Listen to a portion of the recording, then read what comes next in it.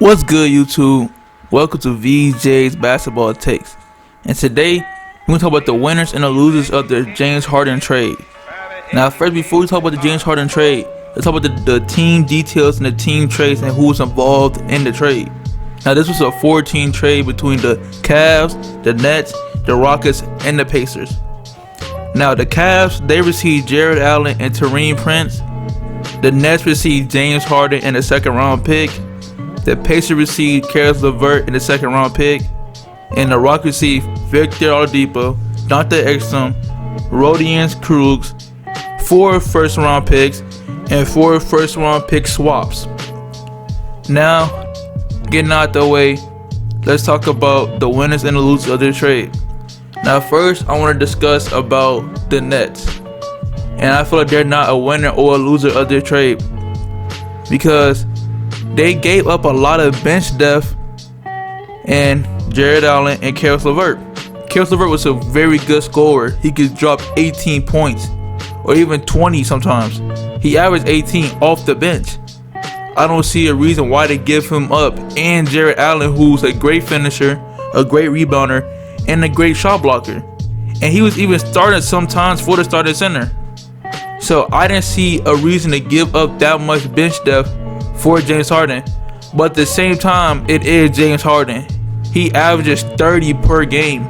For the last 2 or 3 seasons, he averages 30 per game. And he can even drop 40 on some nights.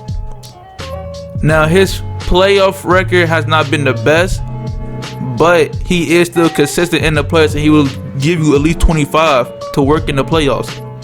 Now, the Cavaliers.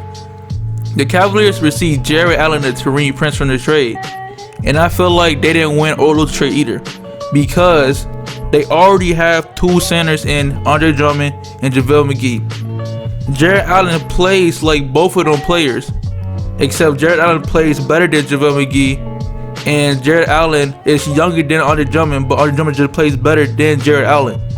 Unless the Cavs are gonna trade Andre Drummond, which I hope they do since they got Jarrett Allen, which I hope they do, then I see there's no point of getting Jarrett Allen unless you trade Andre Drummond for another player to put alongside of Darius Garland and Con Sexton.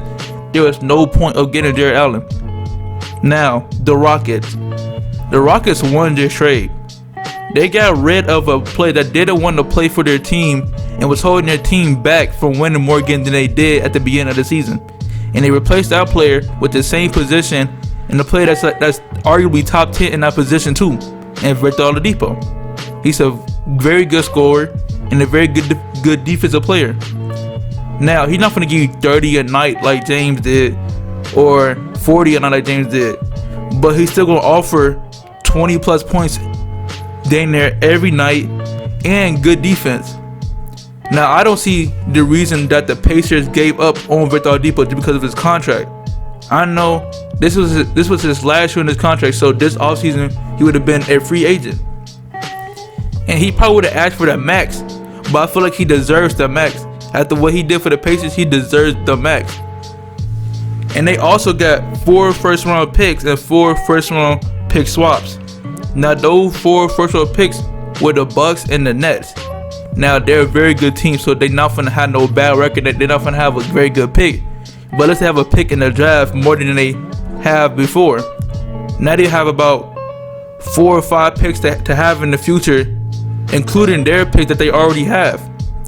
Now let's talk about the Indiana Pacers. The Indiana Pacers lost this trade, in my opinion. All they got and all they received was caris levert for Victor Oladipo.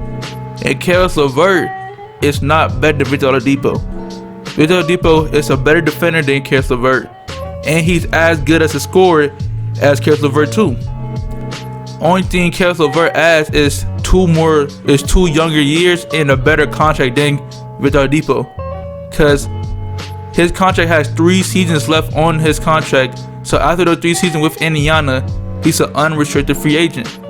But he's only getting paid like $14 million or even lower than that for those 3 seasons. But at the same time, Victor was that guy in Indiana. And last season he did get hurt, so he probably was scared that he was going to get hurt again and not come back the same. but he came back he didn't come out the same this season, but he was gonna do that next season. I promise you that, because he already averaging 20 this season, 24 and 5. So he was gonna come back to his usual self sooner than later, but they gave up on him too fast. Now they got Caris LeVert. I'm not knocking out Caris LeVert as like a bad player, cause I like Caris LeVert. I personally like Caris LeVert as like a good scoring role player, but he's just not better than Victor Oladipo in my opinion. Now with that being said, that'll be the end of the video. Like, comment, subscribe, and tell me and give me more ideas what to do on this channel. Tell me things I can improve on, and yeah, that'll be it. Peace out.